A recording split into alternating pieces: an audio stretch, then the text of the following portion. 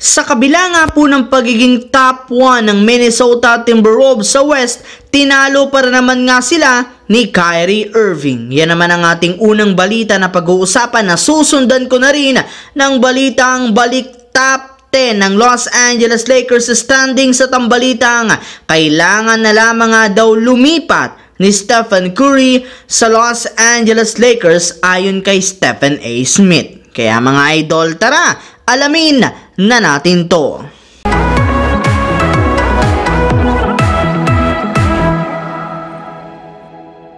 Bago tayo magsimula mga idol, makalipas ang ilang araw mula nang pumirma si Dwight Howard sa kupunan ng Pilipinas na strong group para sa darating na Dubai International Basketball Tournament, sa wakas tuluyan na nga itong dumating sa ating bansa noong nakarang araw, kung saan kasama niya nga dito ang naturalized player dati ng Gilas na si Andre Blatche. At kasabay nga po mga idol ng paglapag ni Howard sa Pilipinas, agad rin naman nga nitong inihayag ang kanyang kagustuhan na maglaro sa PBA. Ayon nga po sa sinabi nito, ang kanyang tunay na height nga po ay 6'9" lamang kapag walang sapatos.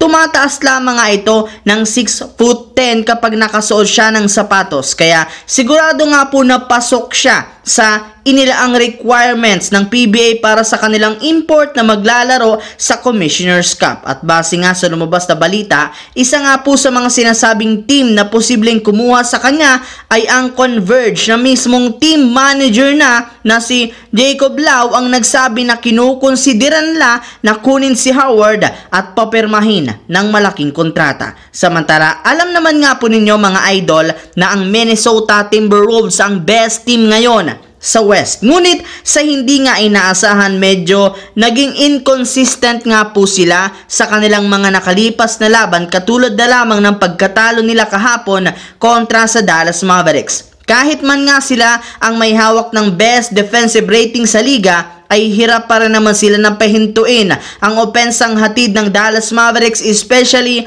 ni Luka Doncic na merong 34 points, 6 rebounds, 8 assists, at si Kyrie Irving nagdala ng 35 points, 8 rebounds, kasama na ang dalawang 3-pointer sa huling segundo ng 4th quarter. At kasabay nga po ng pagkapanalo ng Dallas Mavericks, angat na nga sila, 22 wins, 15 losses ang kanilang record, habang ang Minnesota bumagsak sa 25-10 sa standings ng Western Conference. Samantala, dito naman tayo pumunta sa ating sunod na pag-uusapan sa balitang balik top 10 ng Lakers standing sa tambalitang kailangan na lamang nga daw lumipat si Stephen Curry sa Lakers ayon kay Stephen A. Smith. Matagumpay nga po mga idol na naipanalo ng Lakers ang kanilang Battle of LA laban sa Clippers kahapon sa pangunguna ng kanilang superstar na si LeBron James na merong 25 points, 8 rebounds, 7 assists, Anthony Davis na nagtala ng 22 points, Taurean Prince 13 points. Kaya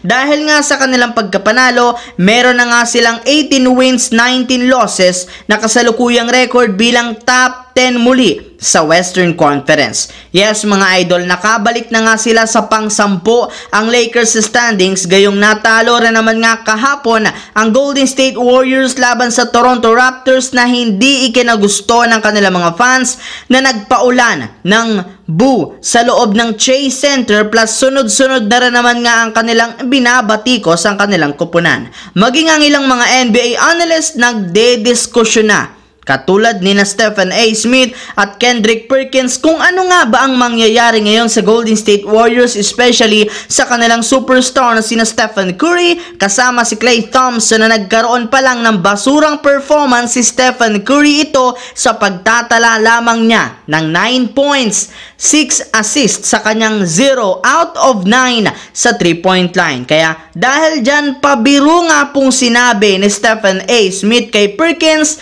na dapat na lamang nga daw lumipat si Stephen Curry sa Lakers upang magkaroon siya ng matinong kakampi na makakatulong sa kanya na makakuha ng kampyonato. Sa ganyang paraan, magkakasunod-sunod na nga dito at syempre magiging masaya ang mga fans nito. So that's it mga idol, ang ating bagong video ngayon. Once again, this is your J-Zone TV. Huwag kalimutang mag-like at syempre mag-subscribe na rin. Pindutin ang notification bell sa akin channel para lagi kayo maging updated sa mga videos na pinapalabas ko. Isang malaking shout out sa lahat ng solid J-Zone TV na laging nanonood dyan. Thanks for watching mga idol. Hopefully, nag-enjoy kayo ngayong araw na ito.